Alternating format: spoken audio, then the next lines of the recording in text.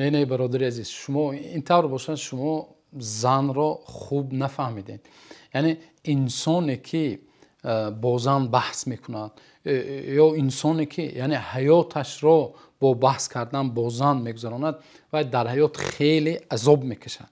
یعنی حقیقت یا طبیعت زن را درک نکرده است، احساس نکرده است. ببینید قرآن کریم برای ما و شما طبیعت زنها رو بیان میکنند. در سوره زخرف آیت 18 الله سبحانه و تعالی چی میگوید؟ او من ینشأ فی الحلیة و هو فی الخصام غیر مبین. یعنی زنها رو وصف کرده میگوید که آنها کسانی که در زر و زیور نشو نما یافتند، تربیت یافتند. یعنی ببینید از روز اول، از همون روزهای اول چیکار میکنند؟ وقتی دخترچه تولد میشد گوشهایش رو سوراخ کرده حلقه ها میکنند. یعنی حتی محرم چی میکنند؟ در محرم زر و زیور میدهند. یعنی زن یک جنس لطیفی هست که در زر و زیور نشو نما یافته است. در ادامه چی میگه؟ و هو فی الخصام غیر مبین. زنها طبیعت زنها رو بیان کرده. الله میگوید که زنها یک جنسی هستند که در هنگام جدال، در هنگام بحث آنها خوب بیان کردن نمیتوانند. یعنی قدرت بیان کردن ندارند. بنابراین چی قاضی شدن زن هم علما میگن که جایز نیست. برای چی؟ برای اینکه زن عاطفی هست. زن پره فکرش رو بیان کردن قادر نیست. زن همین خیلی الله سبحانه و تعالی آفریده است. برای همین زن رو عالی میگویند که منطقی زنها رو من نمیفهمم، یا ببخشید با زبان روسی میگویم لوگیکه زنها رو من نفهمیدم میگویم. همین چیز در روس ها معروف است یا در عمان همین چیز معروف است، مشهور شده است.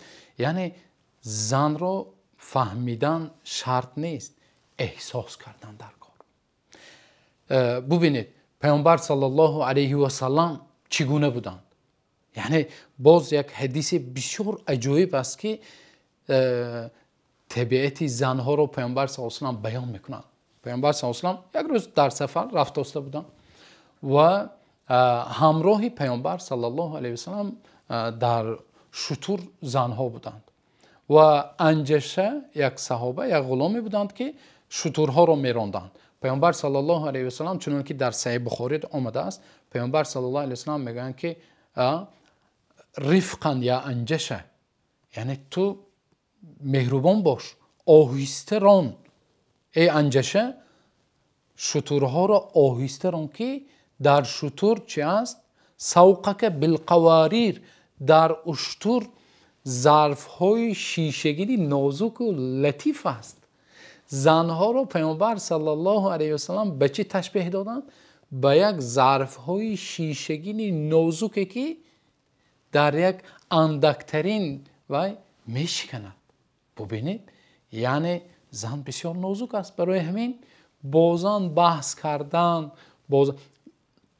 یک تبسم، یک سخن خوب. ببینید عایشه رضی الله عنها، مادر مؤمنان، مادر ما و شما، عایشه رضی الله عنها از مادر من، از مادر شما، از تمام زنهای روی عالم بهترین زن هستند.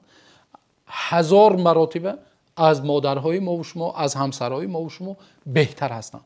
پیامبر صلی الله علیه و سلم ببینید چگونه معامله میکردند.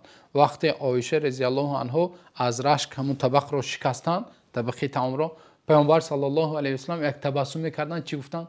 غارت امکم، مادری شما رشک کرد. تبسم کردند، یک تبسم میکردند و چیکار کردند؟ یعنی احساس زن رو، یعنی شعور زن رو احساس کردن کفایه است. هر لحظه یعنی 1000 بار گفتم نمیفهمد، چند بارها گفتم، بارها گفتم انسانی که حیاتش را باز تکرار میکنیم، انسانی که حیاتش را با بحث کردن با زنها سپری میکند، لذت و حلاوت حیات را نمیچشد. برای همین یک قاعده برای شناخت طبیعت زنها، باز همون آیت الله سبحانه و تعالی چی گفت؟ آنها در بحث شاید ببینید، یعنی از این آیت معلوم میشود که شاید یک بار این خیل میگود، یک بار این خیل میگود، خودش در بیان کردن خواسته هایش قادر نیست گفته ایستاده است الله سبحانه و تعالی. بنابراین یعنی با زنها نرم باشیم، با زنها لطیف باشیم، با لطف و با مهربانی معامله و مناسبت کنیم.